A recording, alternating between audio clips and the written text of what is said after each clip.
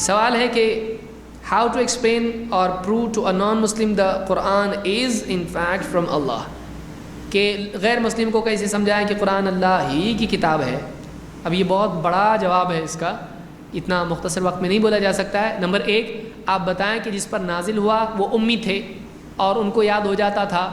2، قرآن ایک محفوظ کتاب ہے جس کا خود قرآن میں وعدہ کیا گیا ہے کہ اللہ نے کہا کہ انا نحن نزلنا الذکر و انا لہ لحافظون۔ اللہ نے جو وعدہ کیا آج تک نبھایا، قرآن جیسے وہاں تھا آج بھی ویسے ہی ہے۔ 3، قرآن لٹریری ایکسلنس اس کے اندر ہے۔ اس زمانے کے عربوں کو چیلنج اللہ نے کیا، ایسا ذرا بنا کے لاؤ، نہیں لایا بنا کے، اتنے بھاری ذہن کے ہونے کے باوجود، شعر شاعری میں ایکسپرٹ ہونے کے باوجود۔ اور آج بھی کوئی آدمی قرآن پڑھے تو اس کو سمجھ میں آئے گا، جس کو عربی آتی ہے، قرآن کتنا عمدہ کتاب ہے۔ کتنے غیر مسلم جنہوں نے قرآن پڑھا، قرآن پڑھنے سے مسلمان ہوئے، اتنا اثر ان کے اوپر ہوا۔ اسی طرح سے قرآن میں کتنی خبریں ہیں سچی ثابت ہوئیں۔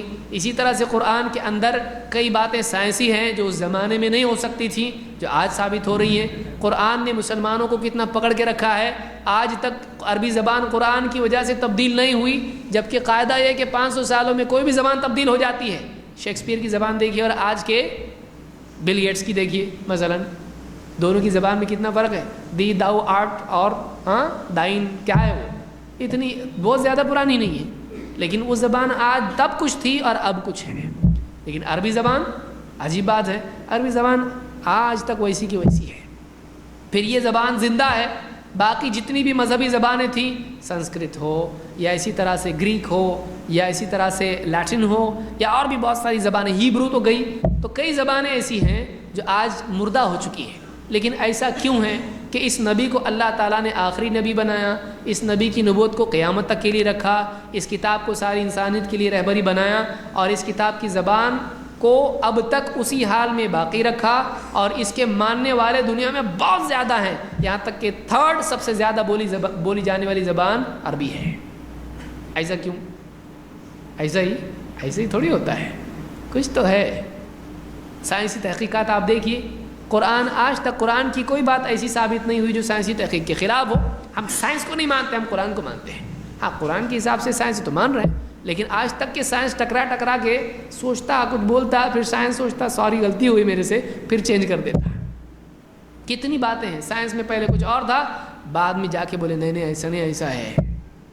بہت ساری چیزیں سائنس کی چینج ہوئی، قرآن جیسا کہ ویسا ہے۔ کیوں؟ کیونکہ اللہ کی طرف سے آیا ہے، سائنٹسٹ کا کلام نہیں ہے یہ۔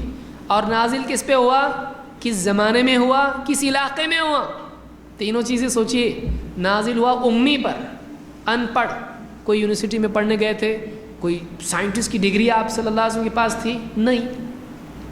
پھر اس زمانے میں کون سا زمانہ تھا؟ ایک دم اندھیرے میں پڑا ہوا تھا سائنس، ایسا خراٹے لے رہا تھا سائنس، کچھ بھی سائنسی معلومات اس زمانے میں نہیں تھی۔ علاقہ کیسا تھا؟ ان پڑھ لوگ، ایک دم اپنی بچیوں کو زندہ دفن کرنے والے، خون پینے والے، کچھ بھی معلومات نہیں سائنس کی۔ اس زمانے میں قرآن آ کر آج کے زمانے میں وہ سٹینڈ ہو سکتا ہے، اور آج بھی بڑے بڑے پروفیسر اس کو پڑھ کے اسلام قبول کر رہے ہیں۔ کچھ تو بات ہے نا، کچھ تو بات ہے۔ ہم تو کیوں مانتے قرآن کو اللہ کی کتاب؟ ہمارے نبی نے بولے اللہ کی، ہم بس اتنا کر کے مانتے ہیں، ہم کو زیادہ کچھ چاہیے نہیں۔ وہ ہمارے ایمان میں اضافے کا ذریعہ، ورنہ ہم تو مانتے ہیں، ساری دنیا نہیں مانی تو بھی ہم مانیں گے۔ یہ اللہ کی کتاب ہے، ہمارے نبی صلی اللہ علیہ وسلم نے بتایا۔ اتنا سچا آدمی کبھی جھوٹ بول سکتا ہے؟ جو دنیا کے بارے میں نہیں جھوٹ بول رہا، وہ دین کے بارے میں بولے گا، اللہ کے بارے میں بولے گا۔ تو ہم نہیں مانتے کہ یہ جھوٹ ہے، نعوذ باللہ، یہ سچ ہے، ہمارے نبی نے بتایا، ہم مانتے ہیں۔